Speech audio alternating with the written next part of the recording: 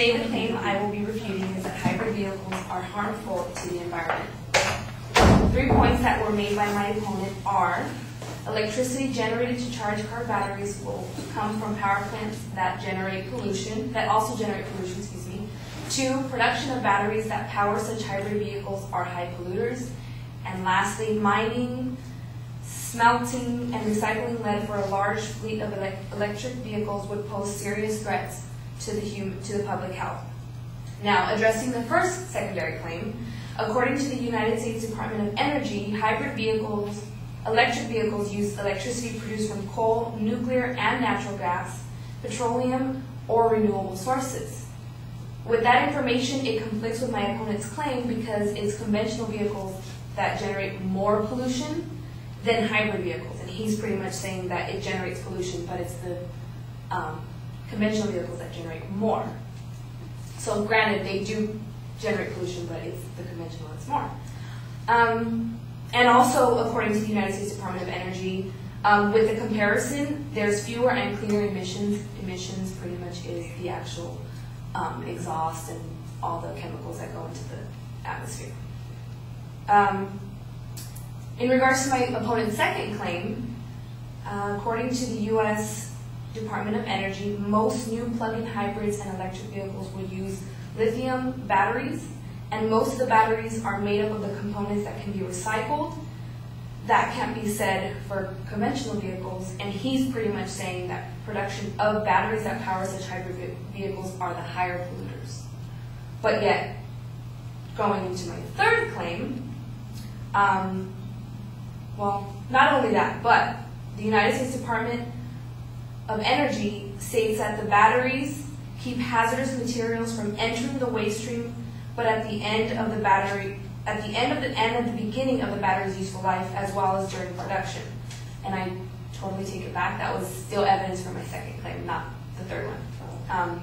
So in regards to his second claim, I'm sorry if I confused you guys, the production of the batteries, like it said, it keeps the hazardous materials. So my opponent's, So my opponent clearly didn't provide sufficient evidence to say that all of the production of the batteries is worse for a hybrid versus a conventional.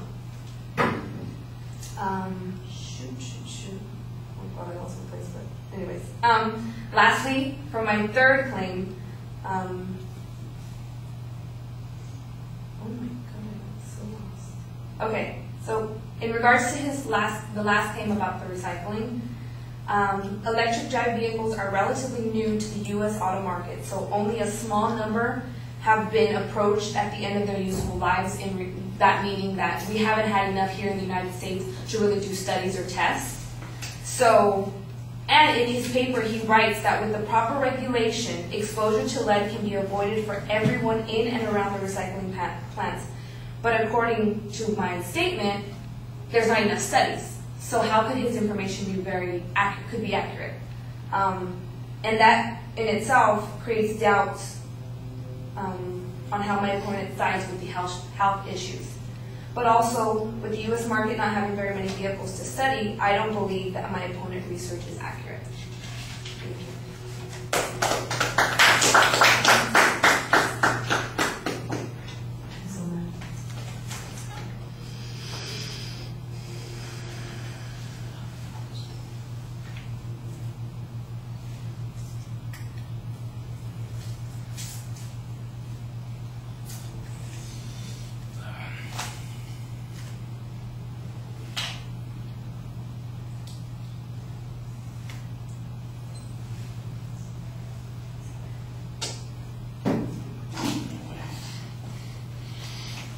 All right, well, you started off pretty well identifying the main and the secondary claims. And as you get to that first point, I thought the signpost was relatively clear.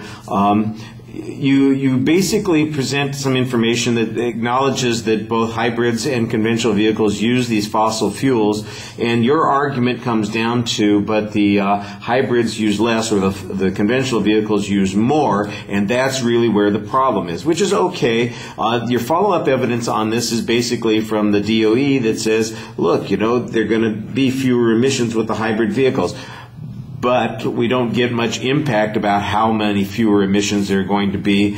And the advocates' position on this seemed to be that you still have to produce the energy for like plug-in vehicles, which means that they're going to be just as polluting. I think that the idea about it being more needs to be explained a little more clearly on this point. And if there was any way, for instance, for the DOE, since this is their baby, these kinds of issues, to suggest what the quantification of the reduction would be, that would give you a clearer argument on this. As it is, it's kind of a generic argument. I understand the point that you're making here. It could be stronger in being convincing. On the argument about the lithium batteries and the potential harm to the environment here, there's not really a specific response to the toxicity issues that the advocate argues. Basically, your response seems to be that this can all actually be contained within the cycle, and you're not going to get release of these into the environment. And I think that is a little bit,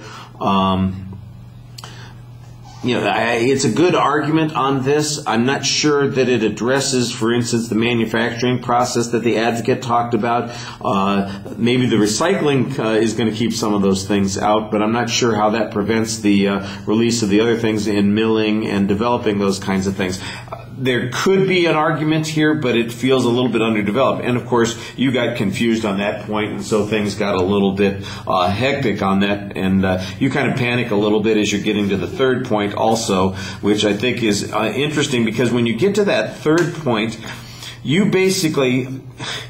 he's got a piece of evidence that says that we can control and limit the exposure to the lead and all these kinds of things. And you say, well, he says we don't have enough studies on this sort of thing. So if we don't have enough studies, how do we know we can control this? That seems to be the one point that contradicts his position and supports your position. And then you're trying to kick his butt over, kicking his own position. And I'm going, wait a second. I think I would have just conceded this point and said, he showed that you can, in fact, fix this problem here. So why is it we're even talking about this? And that would have been a more straightforward way of addressing that point. All right, thank you. Thank you all for sticking around and putting up with these the extra time. It lets us get a couple of other things done. Yeah. I can get late because I have a conference like during the week, so. All right. Is it okay if I go today? Well, yeah. You got your evaluation form and outline. I can listen to you. You guys don't have to stay. I'll just sit here by myself at the end of my week, the last thing I'm doing, for the week. That's part of my job, and listen to one more speech. World